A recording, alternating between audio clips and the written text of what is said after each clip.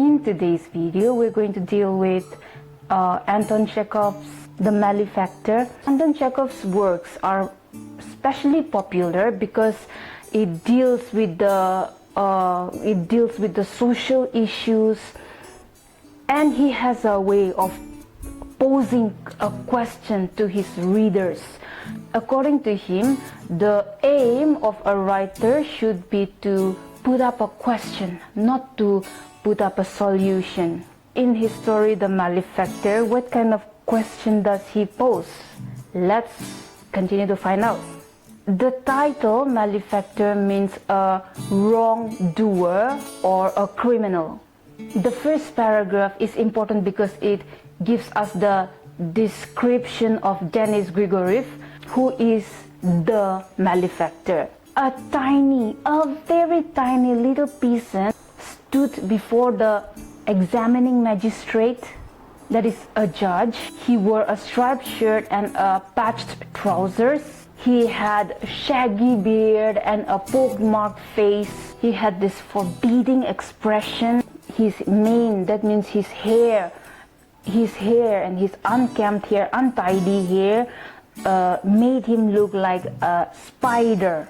And he came before the magistrate barefooted. Denis Grigoryev, come near and answer my question. While patrolling on the 7th of last July, Ivan Akinfoff, the railway watchman, found you at the 141st verst unscrewing one of the nuts. Is it true? The magistrate asked. The tiny little Denis Grigoryev looked at the magistrate and said, "What's that? Did everything happen just as Akinfoff reported?" Denis Grigoryev said, Yes, just as he reports." "Very well. Then what is your objective in unscrewing that nut?" "What's that? Stop your what's that and answer to my question." "I wouldn't unscrew the nut if I did not need it." And he started looking at the ceiling. Somebody teach Denis Grigoryev some manners to talk to a magistrate or a judge. He keeps on asking, "What's that? What's that?" as if he's talking to a village member or a friend. When the magistrate asked him, why did you have to unscrew the nut? He just said that, "I wouldn't unscrew the nut if I did not need it." Why can't he just answer directly and properly like a proper gentleman? "What did you need it for?" the magistrate asked.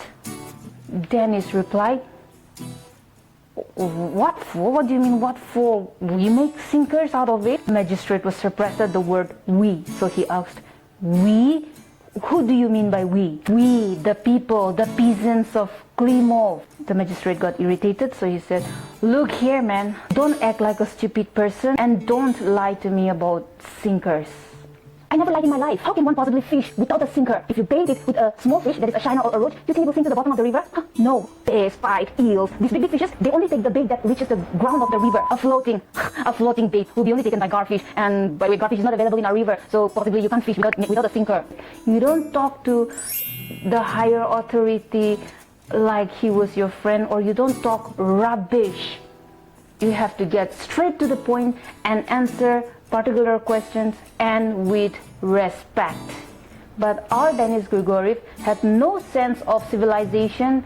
He just blurted out whatever was in his mind, talking about his village, about his work as a fisherman, talking about sinkers and nuts necessary to fish. "What are you telling me about garfish?" "What's that? Didn't you ask me about fishing? All the people in my village fish like that. Even the youngest of the youngest knows that without a sinker, you couldn't possibly fish." Of course, some people do not know the ideas for fishing, so they go without sinkers. Fools obey no laws. Fools obey no laws? Who does Denis Grigoryev think he's talking about? He was unscrewing the nuts from the railroads, so he was not supposed to, according to the law, he was not supposed to unscrew the nuts of the railroad. This kind of technique is called irony.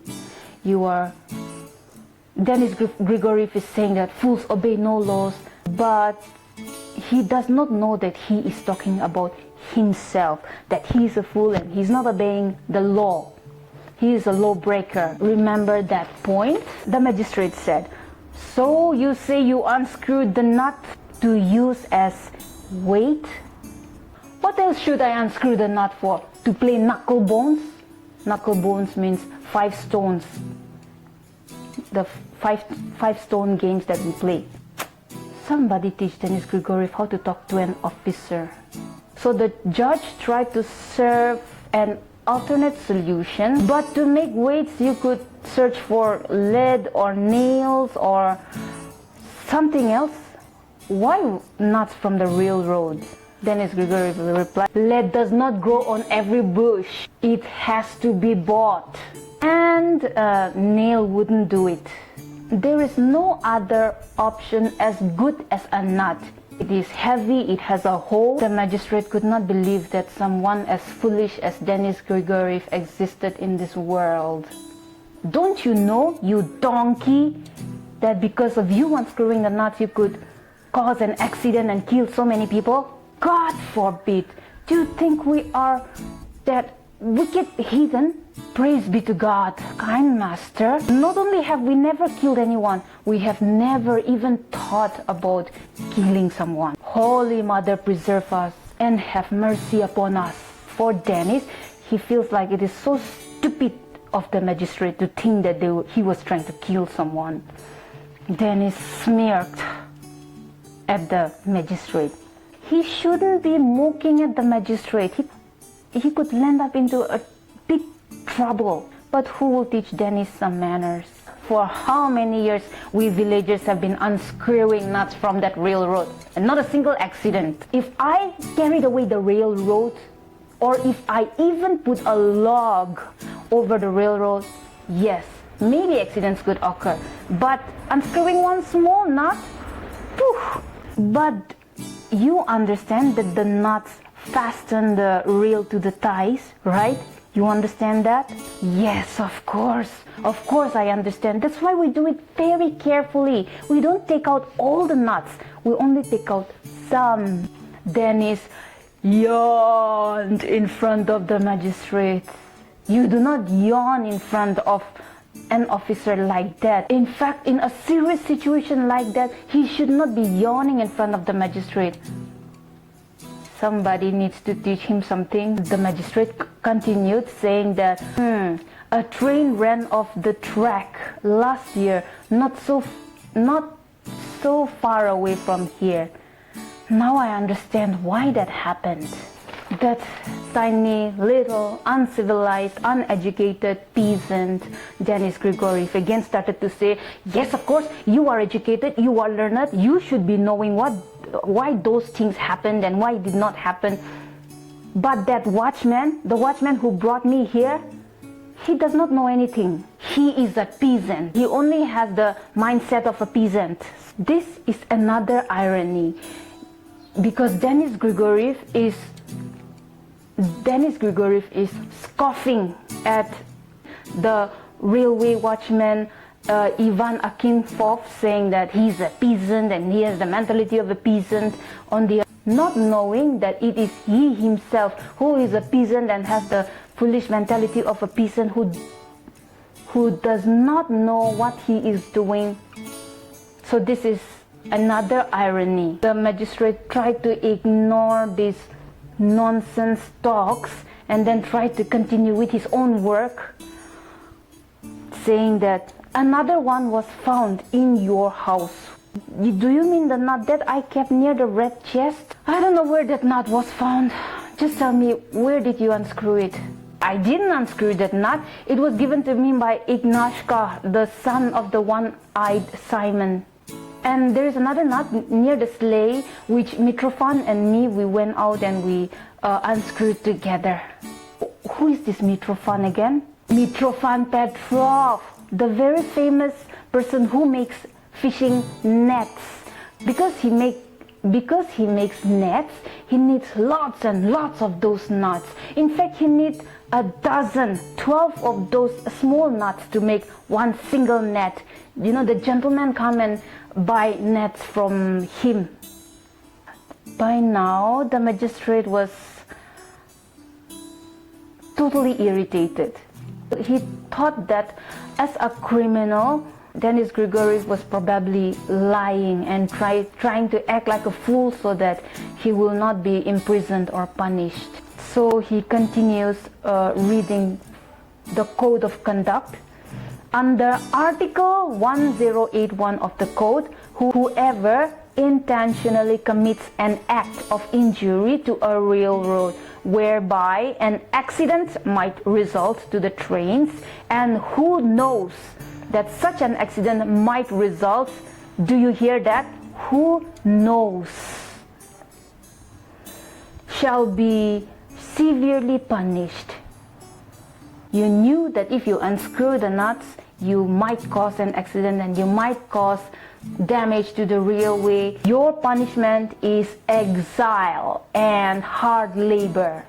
Denis Grigoryev by this time started to justify himself, saying that of course you are an educated person, so you would know what could result to what, but we peasants will live in the darkness.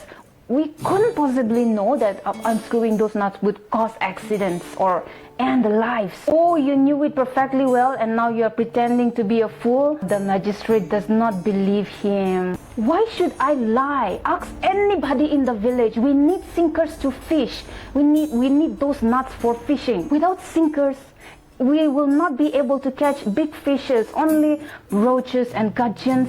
Now you're going to start lecturing me about garfishes and all. We don't get garfish in our river, no. If we let the bait float on the water, oh, stop talking. Silence fell. Denis stood there on one feet, then another feet, and then his eyes were blinking before the green table. I have to arrest you. Look, if I have done anything wrong, yes, if you punish me, I agree. If you send me to prison, I agree. But what have I done to deserve the punishment? I haven't robbed anyone. I haven't been in a fight. Here, Anton Chekhov is trying to say that how small Denis' mind is, how small Denis' world is. Denis Grigoryev, being uneducated, uncivilized, and belonging to a small village, he thinks that his village people and his village is the whole world. Nothing beyond his village, nothing above his village. Yes, he is uneducated and uncivilized, but the fact that he does not even have manners to talk to a magistrate or don't know how to choose his words wisely, and being a foolish peasant, he did not even give the chance for the magistrate to have pity on him. And on the other hand, the magistrate, being an educated and a civilized person and a learned man, he is treating everyone as if everyone is educated and as if everyone is aware of the social norms and of the law and order. In this way, Anton Chekhov is trying to bring out the fact that it has become very difficult to come to an understanding between educated and uneducated people, civilized and uncivilized people. When the magistrate orders that Denis Grigoryev be taken away, two big men comes in and carries Denis Grigoryev, and takes him away to prison. But Denis Grigoryev is still complaining that I have done nothing wrong and you should not punish me. And then he starts complaining about his family problem again. Another irony. You see, he's saying that flog a man if he deserves. Punish a man if he deserves to be punished. He himself deserves to be punished because he had broken the law. But the irony is that he does not know that he's talking about himself. Flog a man if he deserves, punish a man if he deserves. Denis Grigoryev has done something wrong and he is a malefactor, he is a wrongdoer and deserves to be punished. So here Anton Chekhov in this story brings out the question about the communication gap or understanding gap between civilized people and uncivilized people. You see, Grigoryev does not understand the intensity of his action. And no matter how hard the magistrate is trying, Denis seems to not understand.